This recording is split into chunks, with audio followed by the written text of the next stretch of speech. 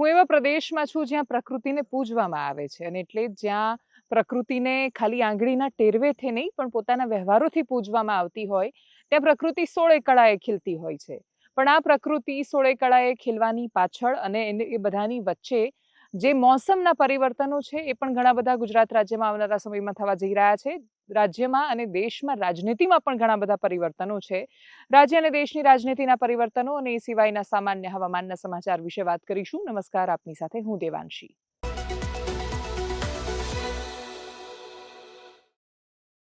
આ રાજ્યની અસ્મિતા પર આપણે સૌથી વધારે ગૌરવ કરતા હોઈએ છીએ અને રાજ્યની અસ્મિતા સૌથી વધારે કોઈ જાળવીને અને સાચવીને રાખે તો એ રાજ્યના શિક્ષકો હોય છે. બોટાદમાંથી જે ઘટના સામે આવી, જે વિડીયો સામે આવ્યો, એ અતિશય દુર્ભાગ્યપૂર્ણ અને ચોંકાવનારો હતો. એક નાનકડી બાળકીની સાથે અડપલા કરવામાં આવ્યા અને અડપલા કરનાર બીજું કોઈ જ નહીં પણ ત્યાંનો શિક્ષક હતો. એ શિક્ષક જેના માટે ચાણક્યએ કહ્યું હતું કે પ્રલય ઓર નિર્માણ ઉસકી ગોદ મેં પલતે હૈ. જે શિક્ષકો જ્યારે પોતાની નોકરીનું આંદોલન કે પગારની વિસંગતતાઓ કે પછી પેન્શનની વિસંગતતાઓ કોઈ પણ વિષય પર વાત કરતા હોય ત્યારે મોટા ભાગે લોકો એમની સાથે ઊભા રહે છે, વાત કરે છે કે નહીં, શિક્ષકને એનું મૂલ્ય અને એનું વળતર મળવું જોઈએ.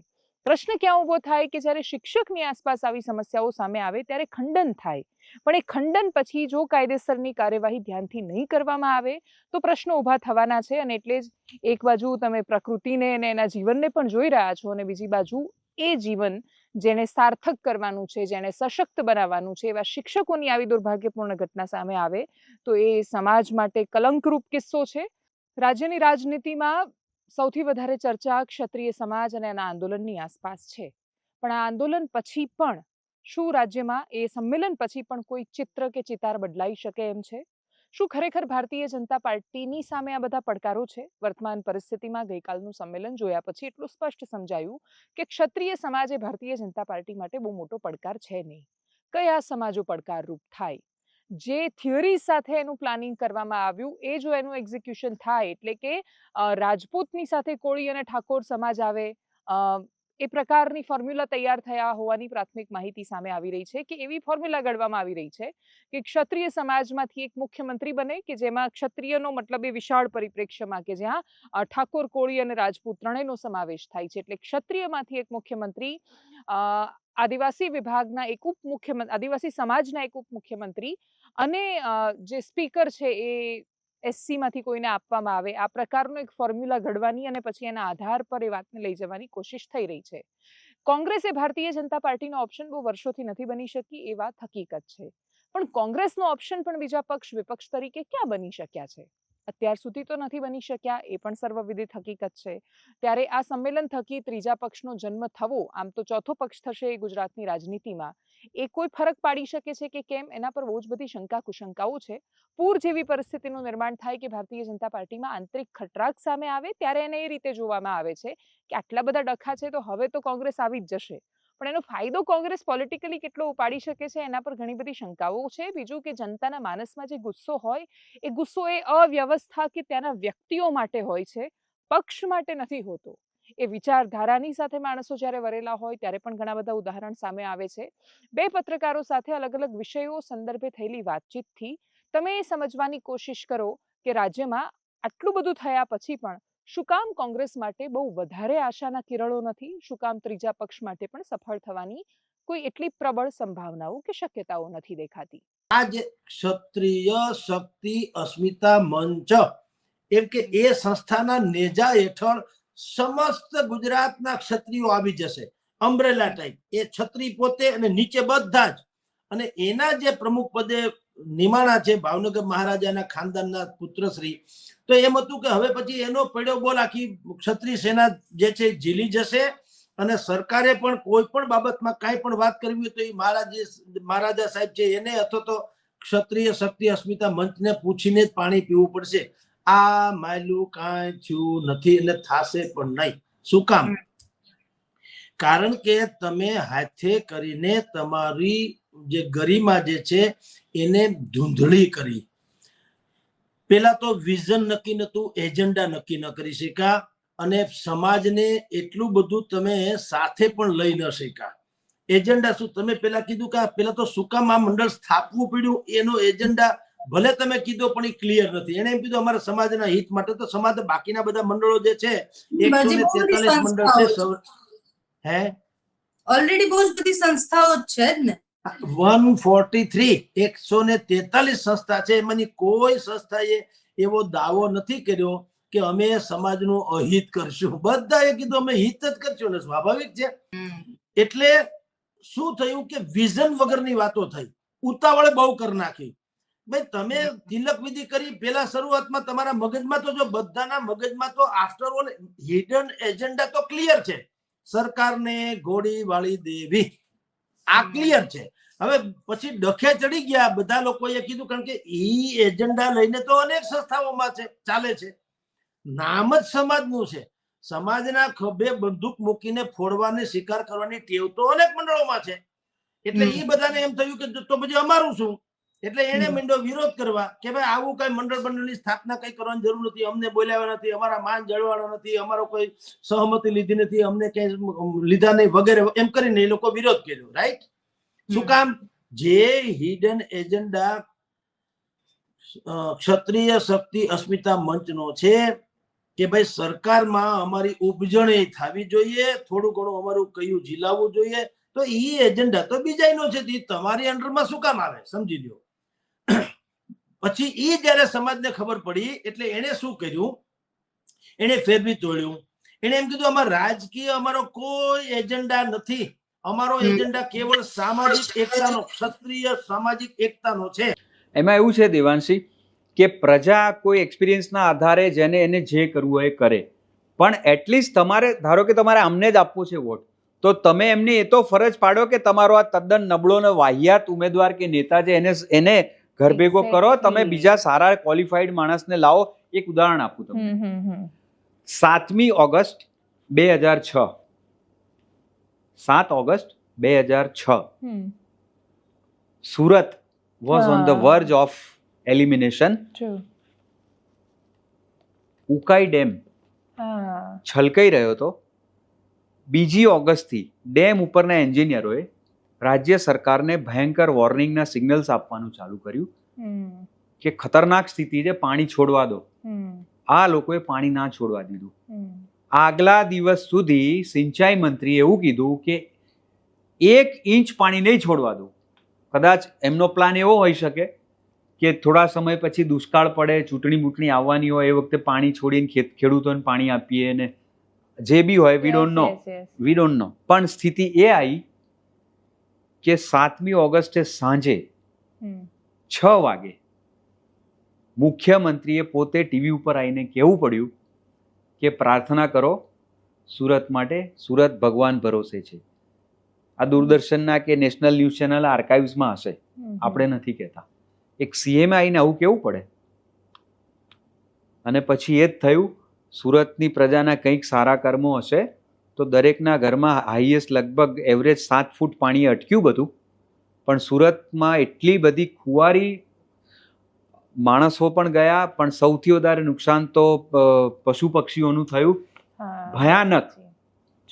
એ પછી એવું કહેવાય છે કે સુરતને એમાં જે નુકસાન થયું હતું ને, એનો આંકડો ભેગો કરવો પણ અઘરો છે. એ પછી એઝ અ જર્નલિસ્ટ છોડો, એક સામાન્ય માણસ તરીકે જે એમના જ શહેરના સિંચાઈ મંત્રી આવો જવાબ આપ્યો હોય કે 1 ઇંચ પાણી નહીં છોડું, એના 4 મહિના પછી ઇલેક્શન હોય દેવાંશી, તો તમારી ધારણા પ્રમાણે એ શહેરમાં એ જ ઉમેદવારને લોકોના વિરોધ વચ્ચે ટિકિટ આપે.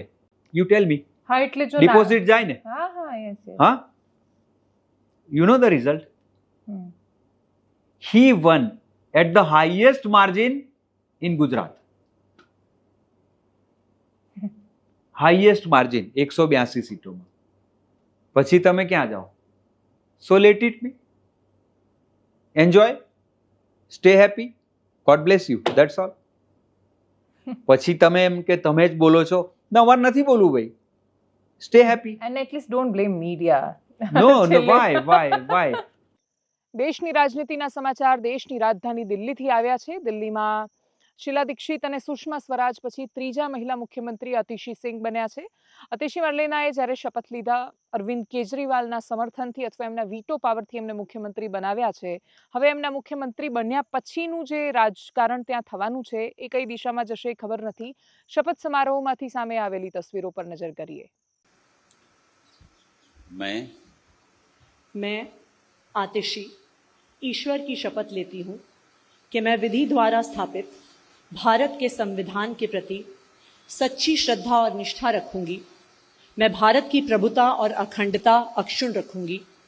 मैं मुख्यमंत्री के रूप में अपने कर्तव्यों का श्रद्धापूर्वक और शुद्ध अंतःकरण से निर्वहन करूंगी तथा मैं भय या पक्षपात, अनुराग या द्वेष के बिना सभी प्रकार के लोगों के प्रति संविधान और विधि के अनुसार न्याय करूंगी. मैं आतिशी ईश्वर की शपथ लेती हूं कि जो विषय मुख्यमंत्री के रूप में मेरे विचार के लिए लाया जाएगा अथवा मुझे ज्ञात होगा, उसे किसी व्यक्ति या व्यक्तियों को तब के सिवाय जबकि ऐसे मुख्यमंत्री के रूप में अपने कर्तव्यों के सम्यक निर्वहन के लिए ऐसा करना अपेक्षित हो, मैं प्रत्यक्ष अथवा प्रत्यक्ष रूप से संसूचित या प्रकट नहीं करूंगी.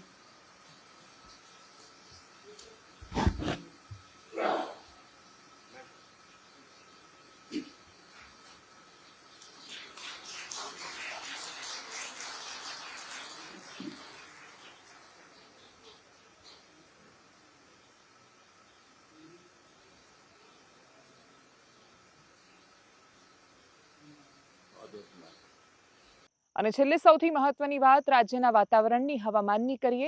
એવું લાગતું હતું કે ચોમાસું હવે આસપાસ કરતાં બહુ દૂર જતું રહ્યું છે અને વરસાદની સંભાવનાઓ નથી.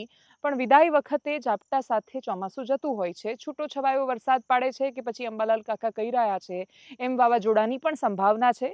હવામાન નિષ્ણાંતો આ વિષય પર શું માની રહ્યા છે? અંબાલાલ કાકા હોય કે પછી પરેશભાઈ ગોસ્વામી, સાંભળીએ એમની આગાહી, સમજવાની કોશિશ કરીએ રાજ્યના વાતાવરણમાં શું પલટો આવી શકે છે.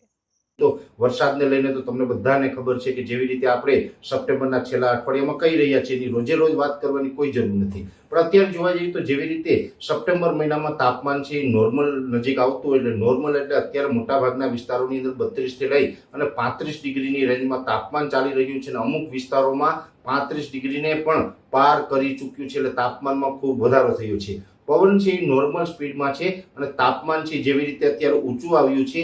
પણ ખાસ કરીને આપણે અત્યાર સુધી આજે જોવા જઈએ તો 20 સપ્ટેમ્બર છે ને અત્યાર સુધી તાપમાન ભલે ઊંચું હતું, વાદળછાયું વાતાવરણ અમુક જગ્યાએ હતું, અમુક જગ્યાએ વાતાવરણ ખુલ્લું હતું, છતાં પણ ગરમી ઉકળાટ છે એ નોર્મલ હતા.